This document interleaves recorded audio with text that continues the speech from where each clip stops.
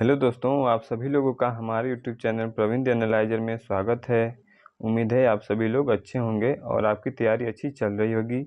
तो आज हम देने वाले हैं यूपीएसआई का टेस्ट बुक पर टेस्ट, जो कि एक चैप्टर टेस्ट है और ये चैप्टर नंबर 5 है जीके का। जीके में जो हिस्ट्री है, हिस्ट्री में जो जैनिज्म यानी कि जैन धर्म, उस जैन धर्म का आज हम टेस्ट देंगे।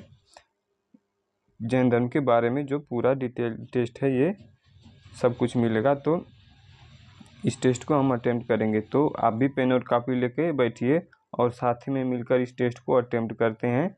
तो चलिए टेस्ट को स्टार्ट करते हैं। यहाँ पे अपना लैंग्वेज सेलेक्ट करेंगे, हिंदी और इंग्लिश है दोनों, तो हम इसको हिंदी में अटेम्प्ट करेंगे। चलिए क्लिक करते हैं। यहाँ पे डिक्लेरेशन के लिए चेक बॉक्स बना हुआ है, चेक बॉक्स को हम क्लिक करके I am ready to begin पे क्लिक करते हैं और हमारा टेस्ट स्टार्ट हो जाएगा। चलिए हमारा टेस्ट स्टार्ट हो चुका है।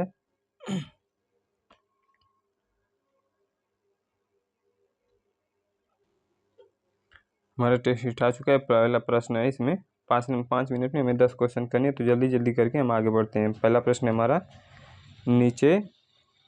नीचे दिए गए किस शहर को पहले और चौथे जैन तीर्थंकर के जन्म स्थान के रूप में माना जाता है, यानी कि पहले और चौथे के जैन तीर्थंकर के। तो इसमें दिया गया वाराणसी, अयोध्या और द्वारका। तो इसमें से कौन सा होगा? हमारे प्रश्न नंबर 1 का प्रश्न नंबर 1 यानी कि गया, ऑप्शन नंबर 1 में दिया गया। ये हमारा ऑप्शन सही है, तो इसको टिक करके आगे बढ़ते हैं। अगला हमारा प्रश्न नंबर 2, इसको देखते हैं। इसमें दिया है, इनमें से कौन सा युग्म जैन तीर्थंकरों और उनसे संबंधित प्रतीकों का सही सुमेलित युग्म नहीं है? सही सुमेलित युग्म नहीं है।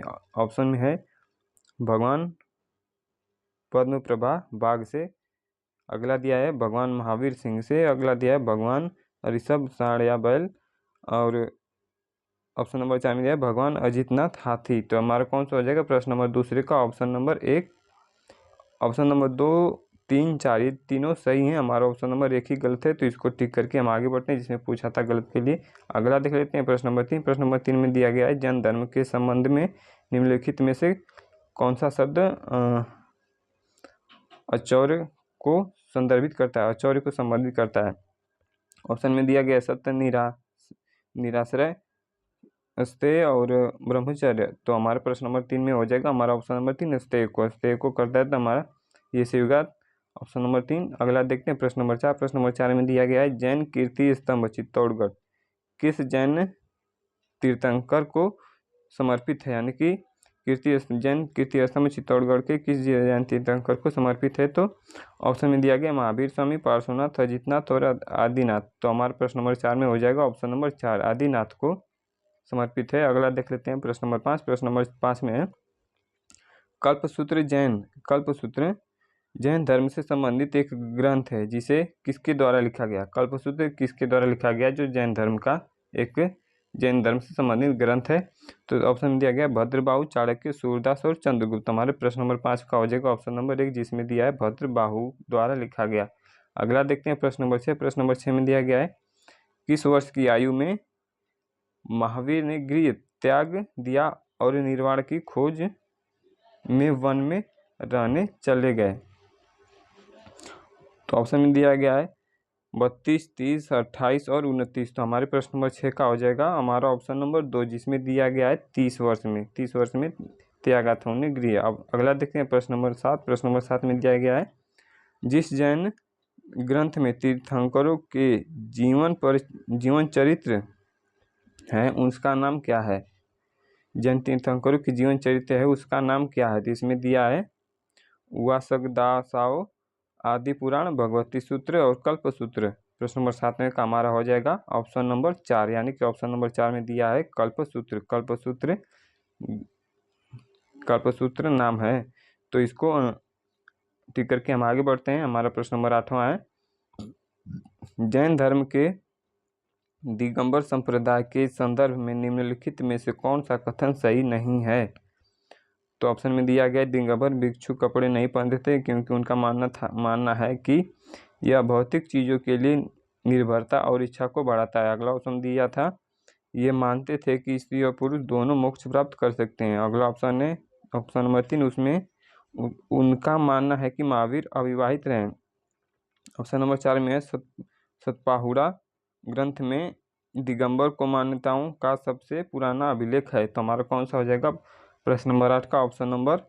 इसमें क्या था कि कौन सा कथन सही नहीं है, तो ऑप्शन नंबर 2 ही सही नहीं है। वे मानते थे कि स्त्री और पुरुष दोनों मोक्ष प्राप्त कर सकते हैं, ये ऑप्शन गलत है हमारा। तो इसको टिक करके आगे बढ़ते हैं। प्रश्न नंबर 9, प्रश्न नंबर 9 में दिया है महावीर जिन्हें पाली साहित्य में निगंता नटपुत के नाम से जाना जाता है, वह किस नामक धर्म की स्थापना है। तो प्रश्न नंबर 9 का हो जाएगा ऑप्शन नंबर 4 जैन धर्म। अगला है प्रश्न नंबर महावीर की पुत्री प्रियदर्शनी का विवाह किससे हुआ था, तो वह जमाली से। इसको टिक करके आगे बढ़ते हैं, इसको इस टेस्ट को सबमिट करते हैं।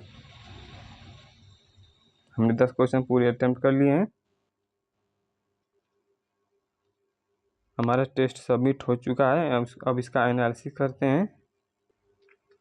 हमारा टेस्ट सबमिट हो चुका है, इसका एनालिसिस हम यहाँ पे कर लेते हैं। यहाँ पे दिया गया ओवरऑल परफॉर्मेंस समरी, यानी कि नेट थोड़ा स्लो है, यहाँ पे 0 रैंक दिखा रहा है। हमारा रैंक नंबर 31 आया है 5116 में से। 5116 में से हमारा रैंक 31 आया है। आप देख लीजिए कि आपका क्या रैंक आया है। और यहाँ पे हमें पूरे 22.5 नंबर मिले हैं पूरे 25 नंबर में से। और हमने 10 में से 10 क्वेश्चन अटेम्प्ट किए। हमारी एक्यूरेसी 90% है और परसेंटाइल 99.41 है, यानी कि हमारा रैंक 31 आया है और 22.5 नंबर मिले। तो हमारा एक क्वेश्चन जरूर गलत हुआ है, तो उसको देख लेते हैं। यहाँ पे टॉपर्स के साथ कंपेयर कर लेते हैं।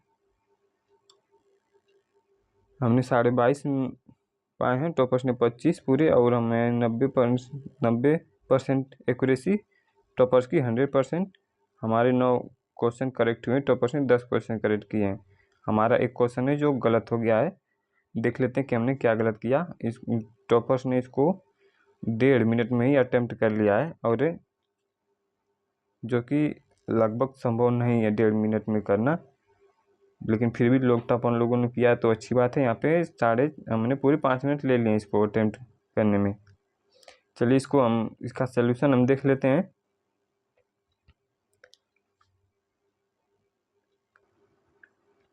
यहाँ पे हमारा एनालिसिस खुल चुका है। यहाँ पे हमने पूरे 10 क्वेश्चन अटेम्प्ट किए थे, जिसमें से हमारा प्रश्न नंबर 1 गलत हो गया है। तो इसको हम देख लेते हैं कि क्या गलत हो गया था। इसको हम हिंदी में करते हैं। यहाँ पे दिया हुआ इनकरेक्ट, यानी कि हमारा प्रश्न नंबर 1 गलत हो गया है। तो इसमें क्या दिया गया था कि नीचे दिए गए किस शहर को पहले और चौथे जैन तीर्थंकर के जन्म स्थान के रूप में माना जाता है। तो इसमें दिया गया वाराणसी, अयोध्या और द्वारका। तो इसमें हमने लगाया था गया को। देख लेते हैं कि क्या होगा। गया को हम लगाते हैं इसको, जो कि हमारा ऑप्शन हमने फिर से गलत लगाया, यानी कि हमारा प्रश्न ये गलत है, हमें नहीं आ रहा है। तो इसका सोल्यूशन देख लेते हैं। यहाँ पे दिया गया नीचे दिए गए किस शहर के पहले और चौथे जैन तीर्थंकर के जन्म स्थान के रूप में माना जाता है। तो वो गया भी नहीं होगा, वाराणसी भी नहीं होगा, द्वारका, तो वो होगा अयोध्या, जो कि हमारा सही ऑप्शन होगा। हमने गलत किया था इसको। यहाँ पे सही उत्तर में दिया गया है अयोध्या। इसमें की पॉइंट्स दिए गए हैं, इनको आप पढ़ लीजिए। इस की पॉइंट में क्या है, पहले और चौथे जैन तीर्थंकर की जन्मभूमि अयोध्या है, जो कि हमने गया में लगा दिया था। तो हमारा ये पहला प्रश्न गलत हो गया था। अब इसको हम बढ़िया से याद रखेंगे कि पहले और चौथे जैन तीर्थंकर की जन्मभूमि जो है अयोध्या है। तो ये आगे से हमारा गलत नहीं होगा, इसको हम याद कर लेंगे। और इसी तरह आप भी अगर आपका कुछ गलत होता है तो उसको याद कर लीजिए, बिल्कुल देख के। यहाँ पे ये एडिशनल चीज़ें दी गई हैं, तो इनको आप पढ़ लीजिए। यहाँ पे एडिशनल इन्फॉर्मेशन भी है जैन धर्म के बारे में, यहाँ पे दिया गया है। 4 पॉइंट दिए गए हैं, जो कि बहुत ही इंपॉर्टेंट है, इनको पढ़ लीजिए। अगला देख लेते हैं प्रश्न नंबर 2। प्रश्न नंबर 2 हमारा हमारा सही है, करेक्ट हमने लगाया था। यहाँ पे इसमें दिया गया था इनमें से कौन सा युग में जैन तीर्थंकर और उनसे संबंधित प्रतीकों का सही सुमेलित नहीं है। तो यहाँ भगवान पद्म प्रभा बाघ यानी कि भगवान पद्म प्रभा बाघ से संबंधित नहीं है, भगवान महावीर सिंह से संबंधित हैं, भगवान ऋषभ साण या बैल से संबंधित है और भगवान अजीत नाथ हाथी से संबंधित हैं। यहाँ पे की पॉइंट्स दिए गए हैं, इनको आप पढ़ लीजिए। यहाँ पे एडिशनल इन्फॉर्मेशन या कि कौन किससे संबंधित है तो यहाँ पे दिया गया है, यहाँ पे भी दिया गया है, ये भी हो गया, इनको भी पढ़ लीजिए, इनको भी पढ़ लीजिए। यानी कि हमें 24 लोगों के बारे में यहाँ पे दिया गया है, यानी कि यहाँ पे वर्धमान महावीर सिंह से संबंधित हैं, पूरे 24 लोगों के बारे में दिया गया है। अगला देख लेते हैं प्रश्न नंबर 3। प्रश्न नंबर 3 में दिया गया था, जैन धर्म के संबंध में निम्नलिखित में से कौन सा शब्द औचित्य को संदर्भित करता है? तो सत्य, निराश्रय, अस्तेय और ब्रह्मचर्य, यानी कि हमने ऑप्शन नंबर 3 को लगाया था जिसमें अस्तेय दिया गया है, जो कि सही है। यहाँ पे इसके की पॉइंट्स है, इनको आप देख लीजिए, यहाँ पे और भी हैं, इनको भी पढ़ लीजिए। अगला देख लेते हैं प्रश्न नंबर 6। प्रश्न नंबर 4। प्रश्न नंबर 4 में हमने ऑप्शन नंबर 4 को लगाया था, जो कि सही है। आप मिला लीजिए कि आपने क्या लगाया था। यहाँ पे इनके बारे में और भी चीज़ें दी गई है, यहाँ पे की पॉइंट्स भी दिए गए हैं तीर्थंकर के बारे में, इनको आप पढ़ लीजिए वीडियो को स्टॉप करके। एडिशनल इन्फॉर्मेशन भी दी गई है, तो आप इनको भी पढ़ लीजिए। यहाँ पे दिया गया बहुत ही इम्पोर्टेंट चीज़ है कि ऋषभनाथ प्रथम जैन तीर्थंकर थे, यानी कि जैन तीर्थंकर के प्रथम जैन तीर्थंकर कौन थे? तो ऋषभनाथ हैं और 24वें जैन तीर्थंकर महावीर हैं। अगला देख लेते हैं प्रश्न नंबर 5। प्रश्न नंबर 5 में हमने कल्पसूत्र संबंधित में किसके द्वारा लिखा गया था? तो भद्रबाहु, ऑप्शन नंबर 1, यानी कि सही, हमने ऑप्शन नंबर 1 को लगाया था, जो कि सही है। इसके बारे में सलूशन है, यहाँ पे कल्पसूत्र के बारे में दिया गया है, इनको आप पढ़ लीजिए। यहाँ पे इन्फॉर्मेशन दिए गए हैं, कुछ एडिशनल इन्फॉर्मेशन, इनको भी पढ़ लीजिए वीडियो को स्टॉप करके। चलिए अगला देखते हैं प्रश्न नंबर 6। प्रश्न नंबर 6 में किस वर्ष की आयु में महावीर ने गृहत्याग किया था? तो ऑप्शन नंबर 2 में दिया गया है 30 वर्ष। 30 वर्ष में किए थे वो गृहत्याग, तो हमने लगा दिया था ऑप्शन नंबर 2 को, जिसमें 30 है। ऑप्शन नंबर 2 में 30 दिया गया है, तो हमने सही लगाया था। यहाँ पे की पॉइंट्स दिए गए हैं, इनको आप पढ़ लीजिए। यहाँ पे एडिशनल इन्फॉर्मेशन में भी क्या दिया कि कुछ महत्वपूर्ण तीर्थंकर इस प्रकार हैं, यानी कि पहले तीर्थंकर कौन थे? तो ऋषभनाथ, जिनका प्रतीक बैल है, और यहाँ पे 24वें महावीर हैं, जिनका प्रतीक सिंह है। अगला देख लेते हैं प्रश्न नंबर 7। प्रश्न नंबर 7 में है, जिस जैन ग्रंथ में तीर्थंकरों की जीवन चरित्र है उसका नाम क्या है? तो हमने ऑप्शन नंबर 4 को लगाया था, जिसमें कि कल्पसूत्र को दिया गया है, तो कल्पसूत्र को हमने सही लगाया था, ये हमारा ऑप्शन सही है। इसके बारे में कुछ यहाँ पे की पॉइंट्स दिए गए हैं, इनको आप पढ़ लीजिए, जो कि बहुत ही इम्पोर्टेंट है। ये भी हो गए, इनको आप जरूर से जरूर पढ़ लीजिए। अगला देख लेते हैं प्रश्न नंबर 8। प्रश्न नंबर 8 में हमने ऑप्शन नंबर 2 को लगाया था कि वे मानते थे कि स्त्री और पुरुष दोनों मोक्ष प्राप्त कर सकते हैं, जो कि यह बिल्कुल गलत था। तो इसमें हमें गलत ही ऑप्शन को सेलेक्ट करना था, तो हमने ऑप्शन नंबर 2 को सेलेक्ट किया था, जो कि हमारा सही है। आप मिला लीजिए कि आपने क्या सेलेक्ट किया था, अगर सही हो तो बहुत ही बढ़िया, अगर गलत है तो उसको मिला लीजिए। यहाँ पे कुछ चीज़ें दी गई, इनको पढ़ लीजिए, यहाँ पर भी है, इनको पढ़ लीजिए। यहाँ पे श्वेतांबर और दिगंबर संप्रदाय के बीच का अंतर दिया गया है, तब इनको पढ़ लीजिए, बहुत ही ज़रूरी है। यहाँ पे एडिशनल इन्फॉर्मेशन में दिया गया है, दिगंबर भिक्षुक कुंड के प्राकृतिक सतपाहुड़ा, यानी कि दूसरी शताब्दी ईस्वी में दिगंबरों की मान्यताओं के सबसे पुराने अभिलेख हैं। ये बहुत ही इंपॉर्टेंट चीज़ है, ये पूछ सकता है एग्जाम में आने की पॉसिबिलिटी बहुत ही ज़्यादा है, तो इसको आप पढ़ लीजिए।